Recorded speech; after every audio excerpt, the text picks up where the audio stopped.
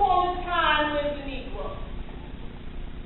Stolen, chained, beaten, trained, stripped, ripped from his culture. Life no longer was familiar. They tried to break him. They tried to whip his pride out through his back. In fact, they claimed the Negro for his physical strength, traded him for his submissiveness, trapped, bought, sold him, categorized him by his endurance. See, they were hoping that the Negro would grow up to own a custom of insecure, unstable education, dodging bullets, and that the system would eventually change him. But what they couldn't see was that his feet stumped with tongues. His back was made up of the strength of armies. His hands clapped to the melodies of joy. And even in the midst of his struggle, he prayed and he forgave.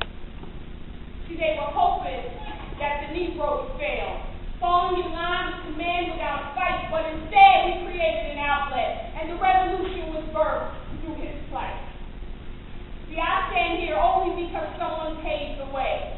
Their tears stripped a clear understanding of what I could achieve. Their hands toiled the ground that I walked on, so I walked with my head held high, praying that the wind will blow away every tear that tries to dim its eyes, because I should be stronger. My purpose is as lucid as the windows my grandmother had to wipe, just so she could look out past her circumstances and see a better me. So I do this for her.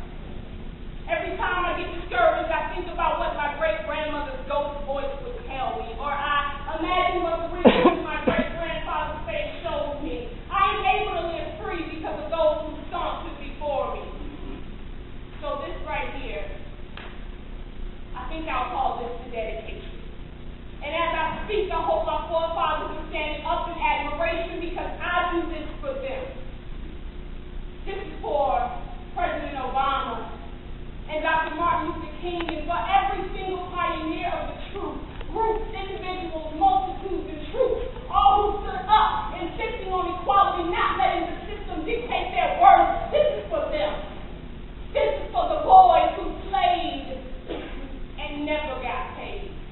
For those men who stood but got knocked down. This is for those women who sang there but weren't good enough to stay there. This is for those men who got in those planes and put their lives on the line just to become a history book genocide. This is for those women who wrote marvelously but in order to sell books had to change their identity.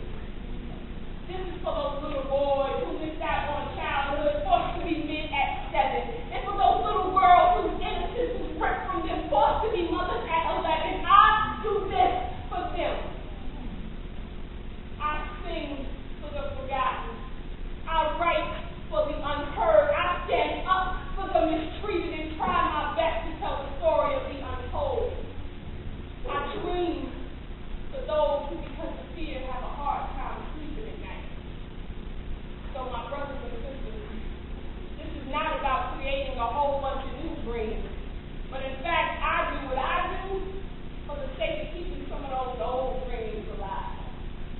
Because for me, Black history is